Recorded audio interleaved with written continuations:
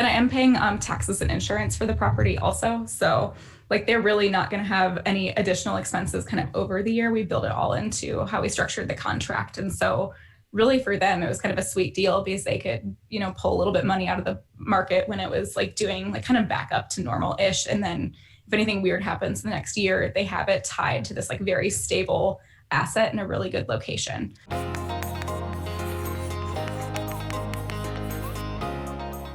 I want to dig into this house hack and a couple things. I want to dig into like the construction of it and like how you actually remodel the bottom. And also first though, I want to talk about the financing because this is something you and I talked about offline, and we've communicated in the past about creative financing and how when I first started, I had no choice. Like I didn't have any income or a job. And so I kind of had to get into this world of creative financing.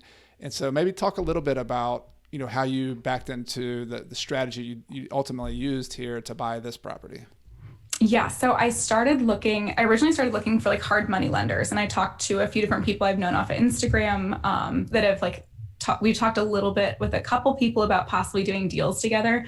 And then, we kind of talked interest rates and they were kind of higher than I wanted to be, especially with the low interest rates right now. And then, so I sucked up my pride and courage and started talking to family members and friends about, hey, have you ever considered investing in real estate? At the time I started talking to people about it, the volatility of the stock market was just really, really crazy. And so people just didn't know what the future was going to hold. And I'm like, I just need 1 year of someone else, purchasing a property and do like a rent to own-ish contract. I'm still trying to figure out exactly the term of what I did. Maybe we'll give it a name by the end of this podcast.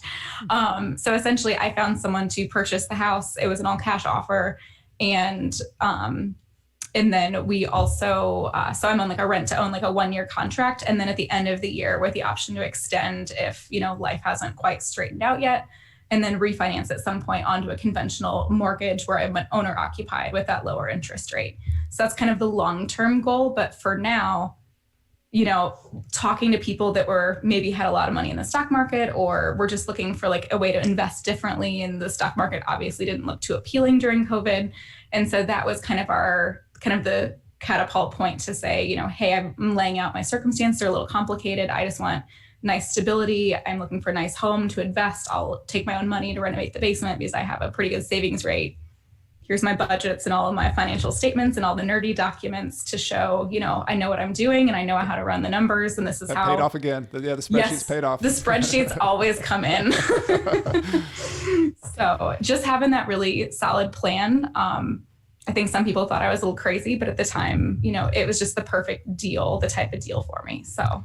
Well, I just think it says a lot about your preparation and your smarts that you didn't, not even knowing the name of, what this thing is, but you still don't know the name of what I did, but it's done. Yeah. And I've actually done a couple similar deals in my past as well. And but just for everybody to understand what you did, you had somebody else buy the property. Like that's something that's a little bit different. Typically we think about, all right, Sarah's the investor, she buys it and she gets a loan. But in this case, she didn't want to own the property for the next year or more or so, just until things kind of stabilize. You didn't want to have any extra assets in your name. Right. So this other investor bought the property, which, if you think about it, there's a lot of investors out there who have capital, who owning a piece of real estate, as long as it's a good deal.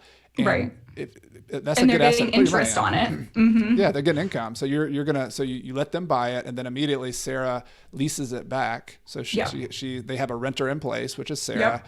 And then you're also improving the property. So you're going to spend your own money improving this property. And then you have an option to buy it back within a year plus maybe an extension. So you've essentially and so they'll make interest for a year at their interest rate that they chose. And then, at the end of that year, I'll refinance out. I think I'll end up like, if I hit my numbers where I want to go, I want to like pay them back a little extra for like taking this first time risk, because I also would love to keep them for future deals together. So I think this is like kind of our first deal together. And so it'd be interesting to see in the future if we could ever do more.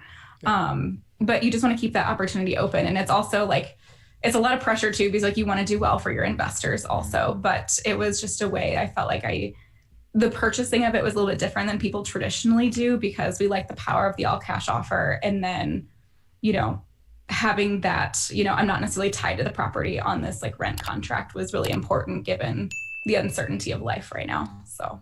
Yeah, so it fit perfectly with your situation. And then the important part that a lot of people don't realize about private lending, and this is 95% of the deals I've done in my career have been private lending deals. Yeah. And the thing that a lot of people don't realize is how beneficial it is to the private lender.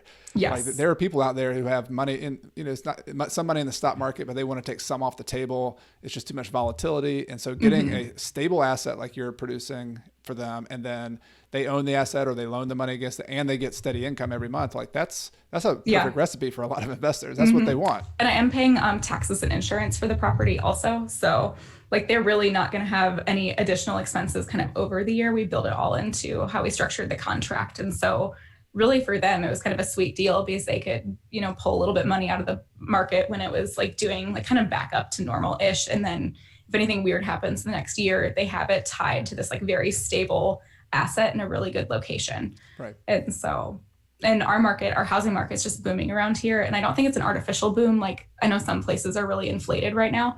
But where we are, we're in like the RV manufacturing, like capital of the world. I don't know if I talked about this before, but like every RV is pretty much made where we live, and everyone is socially distancing in RVs right now. And so our area is just going crazy. And so I'm like, I don't imagine the RV industry is going to dry up in the next year because people are very into socially distance and doing kind of atypical vacations. And so I'm like, this house is in the perfect location for this industry.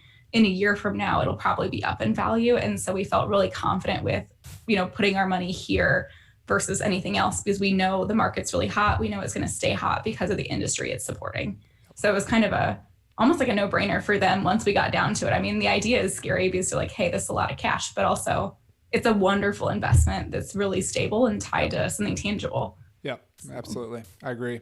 Well, let's talk about the numbers a little bit and then talk about the basement and how you're converting that. So can you tell us the purchase price? And then also, let's start if you weren't living there. You're going to be living in the upstairs, but if you weren't living there, what would the rent look like on the top and bottom for the property, just to give people a general idea of the numbers? Yeah, so the house was listed at $309,000. We ended up buying it for $280,000, which is really good. That was exactly where I wanted to be to hit my numbers. And then rents in the area are anywhere from like $1,200 to $1,400 a month. And so we're exactly kind of at my number. But we do really good renovations. Like I feel like I'm pretty good at my vinyl plank selections and paint colors and all that. And it had kind of all the basics that you need. The top is a 3-bed, 1-bath, and the bottom when I bought it was a 1-bedroom, 1-bath. And so, but we're converting it into like a 3-bedroom downstairs.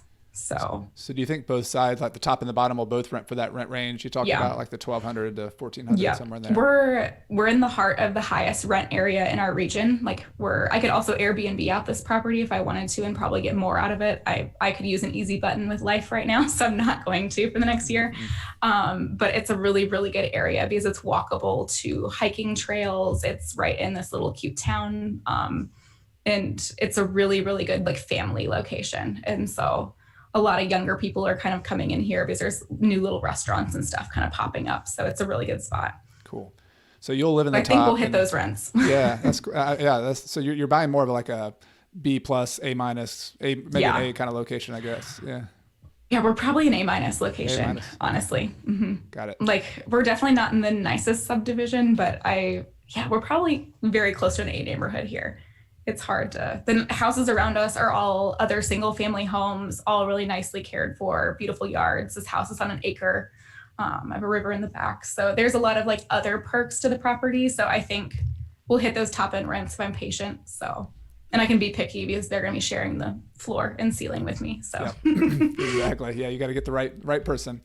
So just summarizing the numbers, you buy it for $280,000, you'll have some remodel costs in there, but then the total rent will be in the bottom, $1,200 to $1,400 to help you pay for the rent and the payments and the taxes and insurance. And then if you ever were to move out in the future, you could have maybe $2,400 to $2,800 in rent on a high quality, long-term kind of property. Right. And then there's also a 2-car garage. And so right now I'm thinking about, like sharing my garage with the tenant if they want to for extra money. So then I'll be over that rule a little bit. So the storage kind of goes for a lot of money around here. Also, there's not a ton of like storage units. So I thought about that always being a possibility. Also, if you're kind of looking for like side income, like twist my arm. If you pay me like $300 a month, I'll share my garage. So it's like, once you start learning how to house hack and get extra income, it's like, what else can I do? What else can I do? I was like, what else can I add to this property to like rent out? So I hope you enjoyed that clip from my interview with Sarah Brandenberger. If you'd like to listen to the entire interview on my podcast, be sure to look at the link in the video description below. And I'd love to hear from you. Be sure to leave a comment below with your questions, with your ideas, anything that's come up while watching this interview. I would always love to hear from you. And if you're new to this channel, be sure to hit the subscribe button and the little bell so you don't miss anything. Every Friday morning, I'll come out with new videos. Sometimes it's an interview like this. Other times it's me drawing or explaining something about real estate investing or financial independence. And I would love to stay in touch with you and share more videos that are coming out soon. If you like this topic of financial independence and moving towards financial independence, I think you'll like a playlist that I've shared with you below in the video description. It'll go through other interviews I've done, other topics and other videos I've done that explain step by step how to achieve financial independence and help you start moving towards that goal for yourself. Thank you so much for watching Coach Carson TV. My name is Chad Carson. You can also call me Coach. And this channel is all about investing in real estate, achieving financial independence, and doing more of what matters. See you next time.